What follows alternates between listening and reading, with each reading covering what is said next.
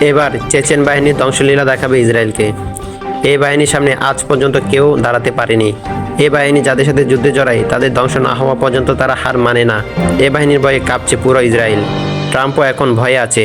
ইরানকে আর ভয়ে না থাকার জন্য বললেন চেচেন বাহিনীর প্রধান রমজান কাদিবর। বলা হয়ে থাকে চেচেন বাহিনী যুদ্ধে যায় ধ্বংস করার জন্য। এরা মূলত রাশিয়ার একটি মুসলিম সামরিক বাহিনী। এরা মূলত লড়াইয়ের জন্য জন্মেছে। বলা হয়ে থাকে একজন চেচেন যোদ্ধা 10 জন সাধারণ যোদ্ধার সমান। বিশ্লেষকদের মতে চেচেন বাহিনীর সবচেয়ে বড় শক্তি হলো তাদের গেরিলা যুদ্ধ কৌশল।